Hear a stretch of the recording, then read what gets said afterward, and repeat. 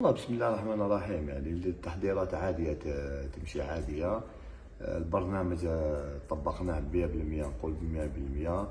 يعني انا كومونسي لي زونطرينمون في شهر رمضان هذا لا نوي، تسمى ابري التراويح.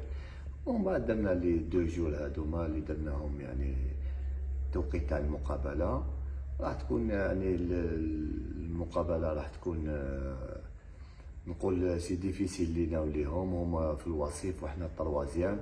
ما نحبش نقول ماتش 6 بوان، توجور مقابله فيها 3 نقاط وفيها نقطه وفيها 0-0.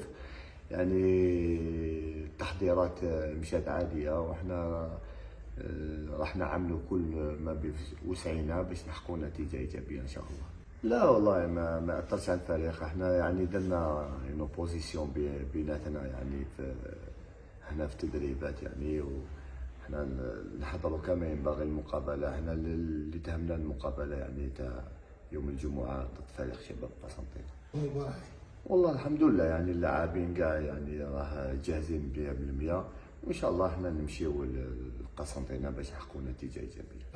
والله يعني انا لو كان تروح تسقسي يعني اللاعبين ولا المدرب تاع شباب قسنطينه يقول لك احنا ماذا بينا نلعبوا في الليل. فهمت؟ اليوم ما على بالناش على هاد البروغرام الماتش هكذا، يعني بن عبد الملك بوتات ما فيش الاضواء الكاشفه اللازمه.